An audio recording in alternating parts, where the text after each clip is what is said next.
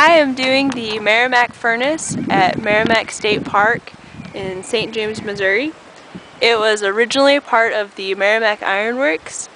This was built in 1826 by Thomas James and Samuel Massey after they had some Indians that were traveling across their land, and they noticed they had hematite paint, which is really high in iron. And they had the Indians show them where they got this from, and it ended up being here in St. James. St. James is about halfway between Springfield and St. Louis. This structure today was actually built in 1857, but it was a copy of the original one built under the direction of Samuel Massey and Henry A. Massey.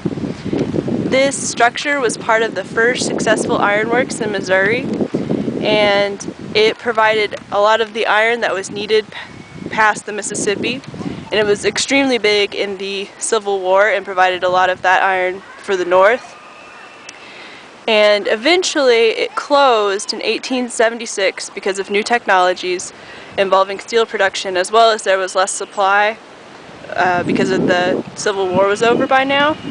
And the land itself was donated by Thomas James' granddaughter, Lucy James, and it became a state park in 1938. As for composition, it has a symmetric design with approximately a triangular composition. It has a rough texture on the outside of the bricks. They're not evenly smooth. And it has a regular structure. And it is 3D because you can see that the foreground is a lot bigger than the background. And it is made up of grays, browns, some red, and you can see the green from the grass, and there would normally be green on the trees this time of year. As for methodologies, this methodology is probably best represented by the Marxism because it represents the working man that would have made, the steel and working for the people who actually own the actual ironworks. And it could possibly have, alluded to some of the conflicts between that, and that we're starting to come around at this time with the Industrial Revolution and everything. It is kind of similar to the, conflict you see in Courbet's Stonebreakers, where you see the actual men working, but you don't see who they're working for. As for which ism it belongs to, it could belong to 19th century realism, as it shows things as they actually were. It is actually used for ironworks production and would have actually made steel, and it's not idealized. It has a strong base, and there are openings in the side that would let in air for the actual iron production, which is done by layering charcoal and iron ore in layers in the furnace and then heating them to a high temperature, and then when you let in the oxygen, what flows out the bottom is pig iron, which you can use for all kinds of things after you refine it, which was also done on this ironworks.